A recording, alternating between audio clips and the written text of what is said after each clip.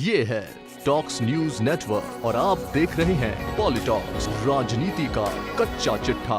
भाई ऐसा है, हेमाराम चौधरी साहब एक बहुत वरिष्ठ, एक कर्मठ कांग्रेस के सीनियर नेता हैं और वो नेता प्रतिपक्ष रह चुके हैं, कैबिनेट के मंत्री रह चुके हैं, 6ठी बार विधानसभा में वो गए हैं। उनका जो अनुभव है, उनका जो एक्सपीरियंस है और जो योगदान कांग्रेस पार्टी में है, उसका कोई दूसरा उदाहरण नहीं है। बड़े कद्दावर नेता हैं, किसान नेता हैं और मारवाड़ के एक बहुत महत्व रखने वाले वो जननेता हैं। और मैं समझता हूँ उनकी सादगी, उनकी ईमानदारी और उनका जो जनता के बीच जो लगाव और जुड़ाव है, उसका कोई दूसरा उदाहरण कांग्रेस में नहीं है। इसलिए मैंने सुबह भी कहा जयपुर के अंदर कि उनका इस्तीफा दे देना इस प्रकार विधानसभा से बहुत चिंता का विषय है। मैंने कहा ना, इतने वरिष्ठ हमारे साथी हैं हेमाराम चौधरी साहब, और इस बार 2018 के जब चुनाव हुए थे तब भी वो लड़ने के इच्छुक नहीं थे। उनके जवान बेटे की मौत हो गई थी और बहुत हताश थे, लेकिन मैं कांग्रेस प्रेसिडेंट था पीसीसी का, खुद जाके उनसे निवेदन किया कि पार्टी को ज़रूरत है, जनता को ज़रूरत है, ज़िले में पूरे पश्चिम राजस्थान में आपकी एक आवाज़ है। और मेरे आग्रह करने पर वो चुनाव लड़ने के लिए माने, चुनाव लड़े और अच्छे वोटों से जीते भी। और उनका इस प्रकार जो इस्तीफ़ा उन्होंने दिया है, मैं समझता हूँ राजीव गांधी जी की शहादत का दिवस है और आज से 30 साल पहले बहुत ही भयानक तरीके से आतंकवादियों ने राजीव गांधी जी पे हमला किया और उनकी जान चली गई।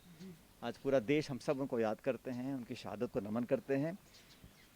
और 30 साल पहले जो अपने काम करने के तरीके से लोगों के जहन में जो छाप छोड़ के राजीव गांधी जी गए थे, एक प्रधानमंत्री के नाते, एक कांग्रेस अध्यक्ष के नाते, उस नई सोच, उस नई ऊर्जा को आगे बढ़ाने का काम हम सब की जिम्मेदारी है। हम सब उस दिशा में काम कर रहे हैं। आज पूरे प्रदेश में, देश में महामारी का एक प्रकोप है। उस कोरोना की महामारी से मुकाबला करने के लिए न सिर्फ कांग्रेस जन, लेकिन तमाम सभी नागरिक बंधु आगे आए हैं। और हमने आज, जैसे मेरे क्षेत्र टोंक के अंदर भी हम लोगों ने लोगों की मदद करने के लिए मास्क, दवाइयाँ, बाकी चीज़ें वितरित करी हैं, क्योंकि इस महामारी से लड़ने के लिए हम सबको एकजुटता से काम करना पड़ेगा। और मैं समझता हूँ हमारी जनरेशन के लिए इतनी बड़ी चुनौती शायद पहले कभी नहीं आई है। और इस सेकेंड वेव में जो नुकसान हो रहा है वो हम सबके सामने है और दिल दिलाने वाले दृश्य सामने आ रहे हैं। हज़ारों की संख्या में, सैकड़ों की संख्या में जो लाशें हैं वो गंगा नदी में बही जा रही हैं, नदी के किनारे आ रही हैं।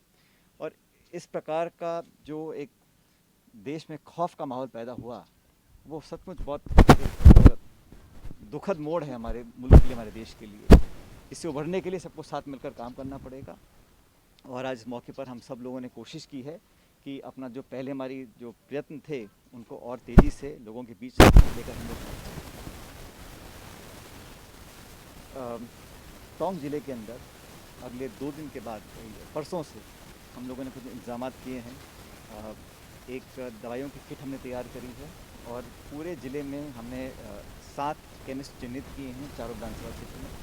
और कोई भी मरीज़ डॉक्टर का प्रिस्क्रिप्शन लेके और अपने रहने के निवास का प्रमाण पत्र लेकर कर जाएगा तो उसको बिल्कुल निःशुल्क वो पूरी दवाइयाँ कोरोना के इलाज के लिए निःशुल्क दी जाएंगी। ये व्यवस्था मैंने कल से टोंक जिले में चालू कर रहे हैं। किसी भी मरीज़ को अब दवाइयों के लिए पैसा नहीं देना पड़ेगा और वो चिन्हित केमिस्ट के पास जाकर अपना प्रिस्क्रिप्शन दिखाकर सब दवाइयाँ उनसे ले सकते हैं। ऑक्सीजन की जो पहले कमी थी वो पूरी कर ली गई है। अस्पतालों में अब सब स्थिति नियंत्रण में धीरे धीरे आ रही है, लेकिन अभी भी हम लोगों को सचेत रहने की ज़रूरत है। मैं समझता हूँ ढिलाई हम लोग नहीं बरत सकते, क्योंकि अब नौजवानों में कहा जा रहा है कि बच्चों में भी ये प्रकोप कोरोना का फैल सकता है। इसलिए बहुत एहतियात के साथ हमें काम करना पड़ेगा। और इस लंबे संघर्ष में सब लोगों को साथ मिलकर काम करना ज़रूरी इसलिए है क्योंकि जो कोरोना है, ना तो ये मज़हब देख रहा है, ना जाति, ना धर्म, ना अमीर, ना गरीब, ना शहर, ना गाँव, हर जगह फैल रहा है और ग्रामीण क्षेत्रों में ये फैल चुका है।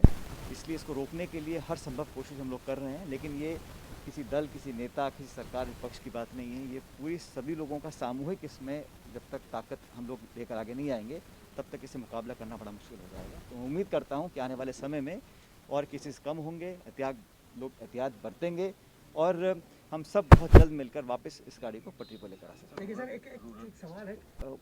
ऊपर वाले की मेहर है कि अभी तक यहाँ पर ब्लैक फंगस का केस नहीं आया है, लेकिन कल तक की रिपोर्ट थी कि लगभग 700 केस राजस्थान में आ गए थे और महाराष्ट्र में मेरे ख्याल 2500 हो गए हैं। तो ये महामारी घोषित किया राजस्थान सरकार ने ब्लैक फंगस को।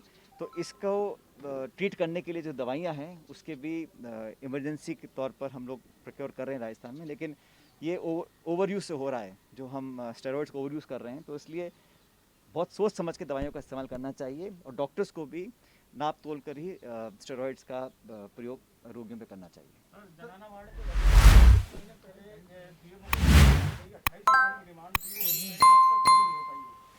सीएम यहाँ पर थे और मेडिकल के अधिकारी सब लोग थे, तो हम लोगों ने सब जगह काम किया है। जो डिमांड पूरी नहीं हो पाई जल्दी उसको कराएंगे, लेकिन ऑक्सीजन प्लांट का निर्माण करना, पाइप्स लगा देना, वेंटिलेटर पूरे 100% चालू रहें उस पर, और ऑक्सीजन सप्लाई, जो ऑक्सीजन सप्लाई पहले जयपुर से अजमेर से आ रही थी, उसके अतिरिक्त मैंने 150 सिलेंडर प्रतिदिन हम लोगों ने अलवर से एक निजी व्यक्ति के सहयोग से यहाँ पर हमने उपलब्ध करवाए थे। तो उससे काफ़ी राहत मिली है। जो भी कमियाँ हैं, क्योंकि संसाधन सीमित रहते हैं आप जानते हैं, फिर भी अगर कोई कमियाँ रहेंगी उसको पूरा करेंगे। क्या लॉकडाउन बढ़ाया जा सकता है? अभी कुछ संभावना इस तरह की लग रही है? देखिए अब सब लोग क्या निर्णय लेते हैं, लेकिन मुझे लगता है 24 तक लॉकडाउन है ही, लेकिन स्थिति में हम लोगों को मुझे लगता है इसमें और अभी एहतियात बरतने की ज़रूरत है। इसको लाइटली नहीं। हाँ बोलो ना बोलो। हमारी कोशिश है कि सहायता लोगों तक पहुँचे। कई बार लोगों को एक समन्वय बनाने के लिए प्लेटफॉर्म चाहिए होता है, तो मेरी कोशिश रही कि जो हमारे साथ काम कर चुके लोग हैं, यहाँ काम करना चाहते हैं, वो लोग जुड़ें। किसी को हॉस्पिटल बेड, किसी को आईसीयू बेड, किसी को वेंटिलेटर, किसी को दवाइयाँ, किसी को इंजेक्शन। और जब किसी घर में कमाने वाले पर बीमारी का साया पड़ता है, बहुत स्थिति खराब हो जाती है, उन लोगों तक मदद पहुँचाने के लिए सब लोगों ने मिलकर काम किया। और मैंने भी कोशिश की कि सोशल मीडिया के माध्यम से लोगों को जोड़ा जाए, एक प्लेटफॉर्म लोगों को मिले मदद करने का, सहायता करने का, अपने अंदर जो मानवता है उसको प्रदर्शित करने का। और मुझे खुशी है और संतोष भी इस बात का है कि सैकड़ों लोगों को, कहते में सैकड़ों जगह लोगों को हम लोग कुछ ना कुछ मदद करने में कामयाब रहे।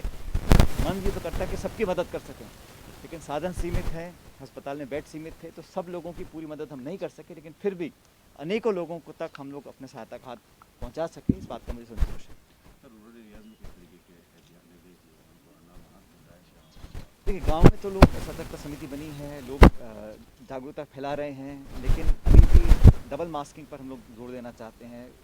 जिला प्रशासन को मैंने कहा है कि सैनिटाइज करें, लोगों को जागरूक करें। हालांकि सब अब समझ गए हैं और एहतियात बरत रहे हैं, लेकिन फिर भी लापरवाही ना हो।